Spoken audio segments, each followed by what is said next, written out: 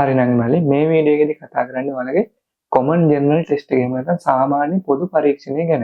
එතකොට ඔයාලට හොඳ idea එකක් සහ ඔයා හොඳ අවබෝධයක් තියෙන්න ඕන මෙන්න මේ සාමාන්‍ය පොදු පරීක්ෂණය ගැන. මොකද මෙන්න මේ සාමාන්‍ය පොදු පරීක්ෂණය පාස් වීම තමයි ඔයා කැම්පස් එකට යන එක තීරණය කරන්නේ.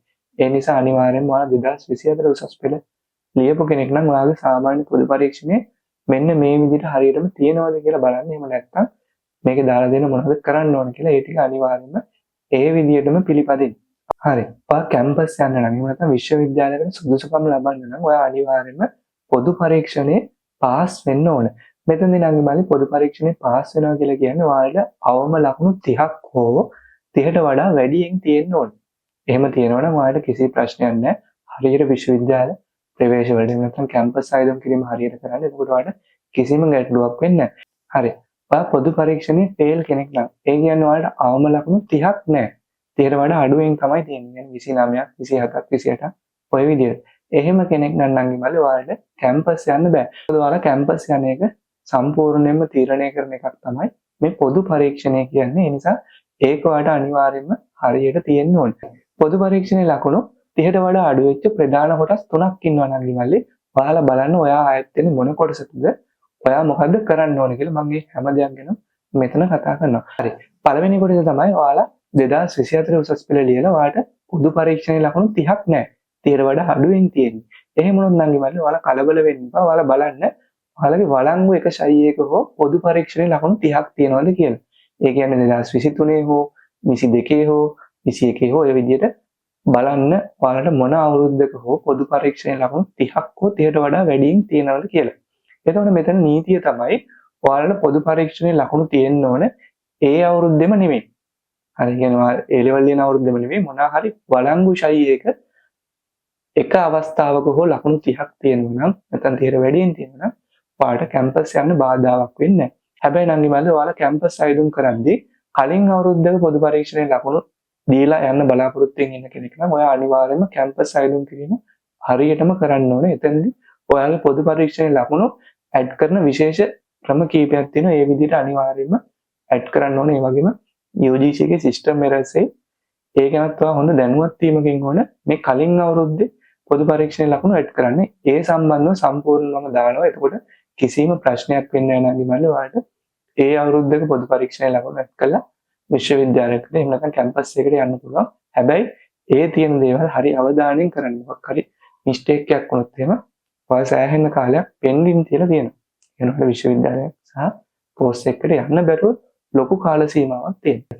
දෙවෙනි කොටස තමයි ඔයාලා මේ අවුරුද්දේ පොදු පරීක්ෂණේ ලියලා නැහැ.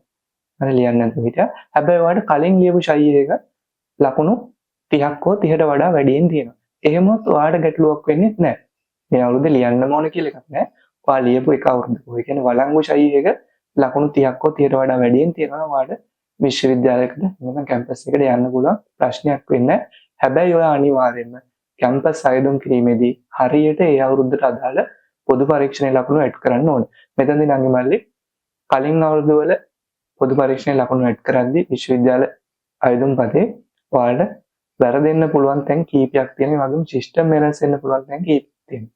හරි එහෙම ආවොත් මොකද්ද කරන්න ඕන කියන එක ඔයා අනිවාර්යයෙන්ම දැනගෙන ඉන්න ඕන. මම ඒවා ඉස්සරහට වීඩියෝස් වලින් දාලා එතකොට ඔයාලට ප්‍රශ්නයක් වෙන්නේ නැහැ. ඒතර හොඳට මතක තියාගන්න ඔයාලා කලින් අවුරුද්දක පොදු පරීක්ෂණේ ලකුණු වලින් කැම්පස් යන බලාපොරොත්තු වෙන ඉන්න කෙනෙක් නම් ඔයා අනිවාර්යයෙන්ම ඔයාගේ ලකුණු ටික හරියට ඇඩ් කරන්න ඕනේ. එහෙම නොවුනොත් කරන්න දෙයක් තියෙනවා. ඒකත් ඔයා අනිවාර්යයෙන් කරන්න ඕනේ. මම ඉස්සරහට දාන්න මේ ගැන දල අදහසක් ඔයාගේ ඔළුවේ තියාගෙන ඉන්න.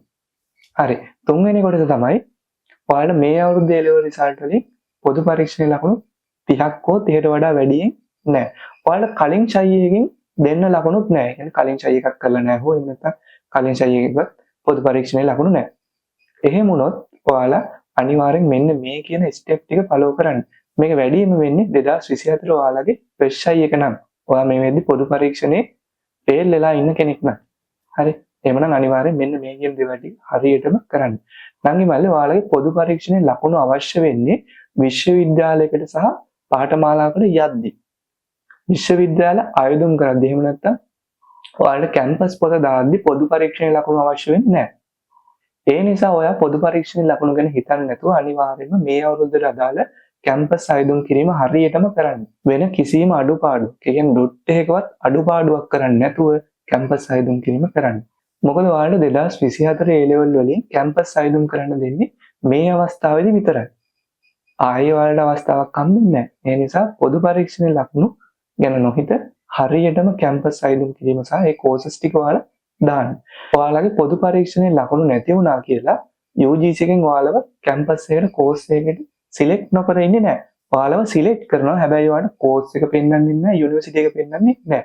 ඔයා පොදු පරීක්ෂණයේ ලකුණු දාලා දෙනකන්, ඒ කියන්නේ 30ක් හෝ 30ට වඩා වැඩියෙන් දාලා දෙනකන් UGC එක ඔයාගේ කෝස් එක සහ යුනිවර්සිටි එක තියලා තියෙනවා.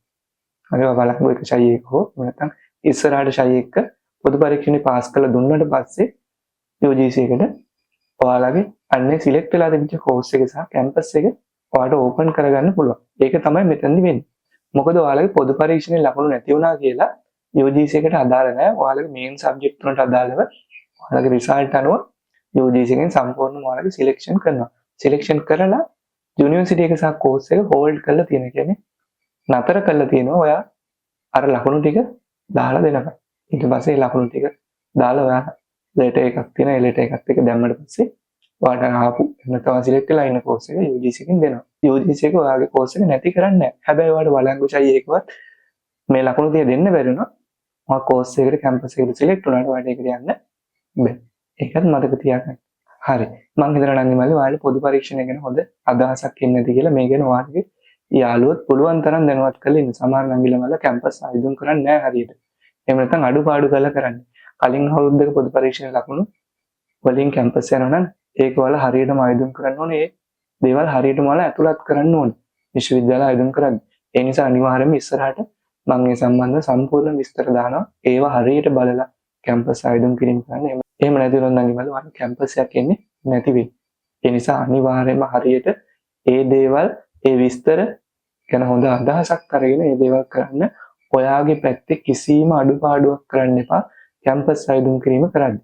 ඒවට අදාළ දේවල් හැම දෙයක්ම මම දානවා නම් ඉමල්ලි. ඒ වගේම නම් ඉමල්ලි මේ අවුරුද්දේ ඔයාලට ඕන කරන සපෝට් එක දෙන්නේ සම්පූර්ණ ටෙලිග්‍රෑම් හරහා කමියුනිටි එකක් පටන්ගෙන තියෙන්නේ. ඒක ගිය අවුරුද්දට වඩා සාර්ථකව මේ අවුරුද්දේ වැඩ කීපයක් කරන්න හිතන් ඉන්නවා. ඔයාලා අනිවාර්යයෙන්ම මේ තියෙන කාලේ ටෙලිග්‍රෑම් එකත් එක්ක සම්බන්ධ වෙලා තියාගන්න. මම ලින්ක් එක දාලා තියෙනවා ඩිස්ක්‍රිප්ෂන් එකේ. ඒ වගේම අපේ Facebook page එකක් තියෙනවා.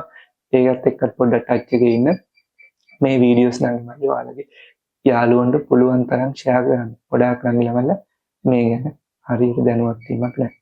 එහෙනම් ඔයාලගේ අදහසුත් අනිවාර්යෙන්ම පහලින් දාගෙන යන්න අනිවාර්යයෙන් ස්තුතියි.